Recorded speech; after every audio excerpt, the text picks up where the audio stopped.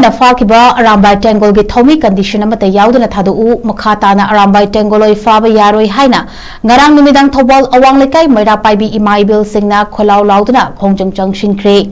khutta mainam paiduna changsinkiba khongjang aduda saru yakibi awang lekai maira paibi lukki secretary thongang kananna phongdorapada maitai gi lining da yumfam moraga lingkhatkiba arambai tengol gi icha sing haukiba lisingani kunhumdoi gi me gi tang ahumdagi state asida thokliba kuki khulai paiba singna landarakliba asida maitai kaya gi punsi kanana bambakutta khulai paiduna miyam gi punsi kalakhibani Hauzik lairiba lengang asigi mamangda leiramba PR gi lenga ki matamda AT icha singna pairamba khulai sing loina pikhatuna makhoibu makhata na faba punba tawroi haina thajaba pikiba laikhrabani adubu madugi onna tainabada NIA na handak AT gi icha hum fakibadu mamaoibi singna yaningde makhoibu condition amata yaudana thadokadabani karigumba thadoktrabadi mamaoibi singna makhal makhata na akanba khongjang changshingani haina mahakna makhata na phongdokhi Government amasung Manipur government na aramba isa sing sibu karigumba condition amata thamaroi haidana yana kraba matungda moina hanjan na isa sing sibu hanjan phaba gi mawong tokhalakwa ase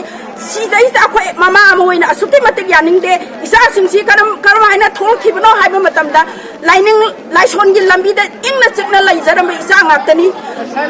me third ki hangau dabalan aduda India Manipur government amasung India government gi mari lainaba authority singna praja khoi bu kanbida badagi isa singna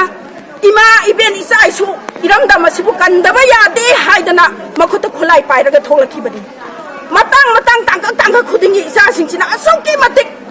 mating tawrakre moi ama laibagi ngasi khoina khitang tangdu laitaba haibadi yadre adubu mioi bagi sor khitang hondokpa haiba tanja do khitang ngasi phangjari base arambai tengol gi isa singsigi mateng dagini adubu ai khoi gi government sina sathari ba mawong si karino haibani da ngasi ma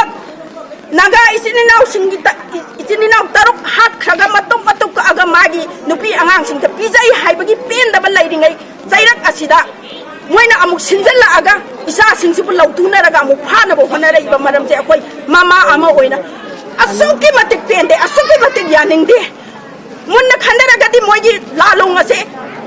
naga isininaw da thoiba thodok ase training poina ma sakkhina bai damakta selakwa lalong mali haibase koi mama ama oina thamoi singna haijari sine aduna Manipur government amasung India government na athuba matamda condition amata yaudana isa singsi thadok pirao matongsu amuk hana isa singase phana bagi khujin tharang tawbirakanu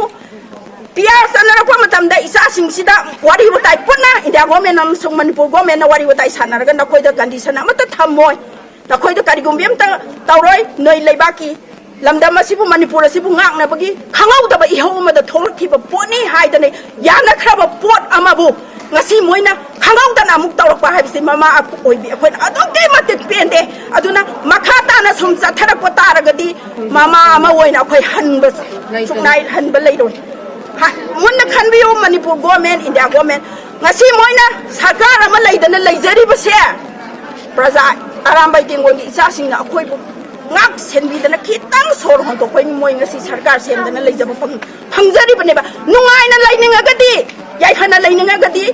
praja myang gi seba tongninga gadi athuba matamda phagi baisa singse condition yaudana thadok pir au haibase mama